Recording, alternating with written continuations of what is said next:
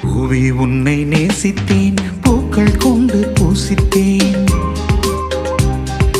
கண்ணில் பாடம் வாசித்தேன், காதல் வேண்டும் யாசித்தேன். சொல்லத்தான் வார்த்தை இல்லை கண்ணே, உள்ளத்தில் ஓசை இல்லை, ஊமைக்கு பாஷை இல்லை, கண்மணி